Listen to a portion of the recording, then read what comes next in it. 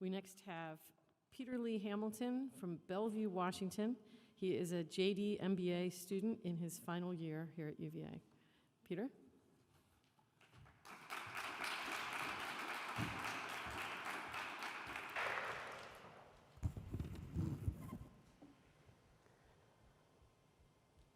American families. Tonight, I'd like to share with you about two American families, and to be specific, the Kims and the Hamiltons. The Kims' American journey actually begins in the 1950s on the Korean Peninsula. Byung-suk and Won-suk Hong Kim lived in what is now Pyongyang, North Korea. And Byung-suk, because of his political activism against the Communist Party, was actually forced to flee and leave behind his wife and young son as a result of his anti-communist protests. His wife and son, who were left behind, a young baby boy, were actually taken to prison to be questioned about where exactly Byung-suk had gone. Luckily, the baby boy cried and screamed so much that they were moved from prison to house arrest, and Won-suk quickly packed up everything they had and fled across the border to Seoul, South Korea. Won-suk was a woman who knew how to take advantage of an opportunity when it was presented. It was in Seoul, South Korea, where their love for America first began to blossom. Byung-suk was so infatuated, so enamored with the ideas of equality and justice in the civil rights movement, he hosted the first memorial service for Martin Luther King Jr. in Korea after he passed away. And Won-suk, feeling this blossom, looked around Korea, which at the time was the second poorest country in the world, and she said, "This is not the land where my kids will grow up."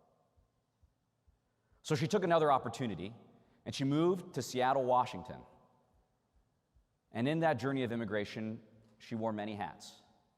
She was a janitor, she worked as a factory worker, and most importantly, she was a mother to her 6 kids.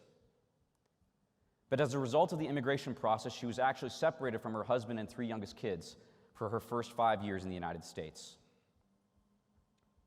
Luckily, they were able to join her, and those 6 kids grew up in the United States, some able to pursue an education, some owned gas stations, some ran convenience stores. They'd sleep in cots in the back when they couldn't make it back to their family's small apartments. And those 6 kids gave Won-suk Hong and Byung-suk Kim 16 grandchildren. And Lord willing, in the spring of 2024, 16 for 16 will have graduated from American universities and colleges. From Harvard, from Stanford, from Princeton, from Claremont McKenna, from Carnegie Mellon, from the University of Washington, from Georgetown University, and from many, many more. She dreamed about a life where her family could make it better for themselves, and they did just that. Where they now work in law and in finance and in business and in the media and arts as dentists and as family members. The story of the Kims is a story of the American dream. Now, my second story is about the Hamiltons. I'd also like to go back 2 generations to Jim and to Mary, the children of Irish immigrants who grew up in Brooklyn in the 1940s. Mary's father, a farmer by trade, worked as a hotel doorsman. Jim's father was a barman, worked a variety of other jobs that were open to immigrants at that time. They both grew up, and Jim's older brothers served in combat in the Pacific and in Europe during World War II. And when they got married, Jim worked hard as a salesman to provide for his family. And he went to Brooklyn College by night because he thought his son should have a college-educated father. He and Mary raised 4 proud Irish Catholic sons, each of whom became an Eagle Scout. And they raised in them the values of hard work, of discipline, of duty, of self-sacrifice.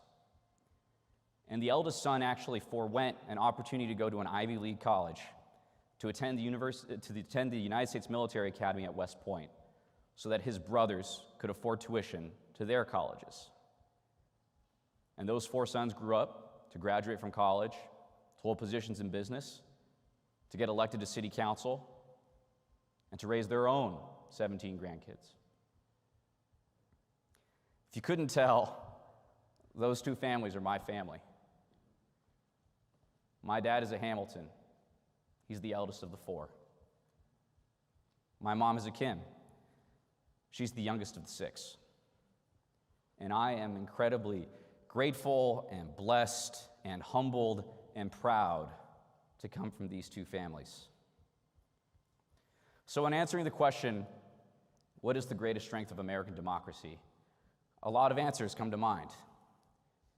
Is it that we are a meritocracy, where those, when given a shot, can take it? Is it that we are a nation of immigrants that accepts the Byung-sups, the Won-suks, the Jims, and the Marys? Is it that we are founded on the principles of liberty and justice for all that creates that opportunity? Or is it that the fundamental value of our nation is that every human being has dignity and every human being has sovereignty? Those are all important, even necessary parts of what makes America good and strong and great.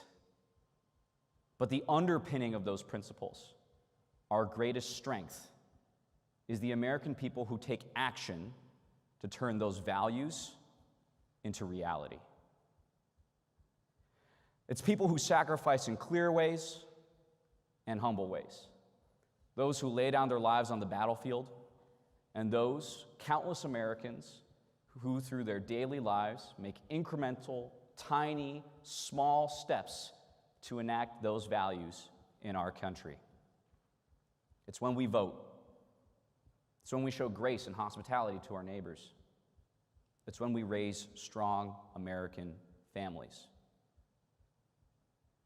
I can't help but think about the final words of our national anthem: the land of the free and the home of the brave. Our greatest strength doesn't come from just our values and principles, as important as they are.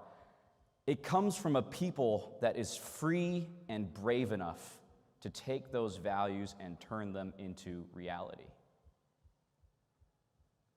It's from the Marys and from the Jims and from the Byung-sups and the Won-suks and everyone here tonight and all of our families who in their daily lives make small decisions, a drop of water that when combined across our great nation forms a wave, a tremendous wave of good and strength and change.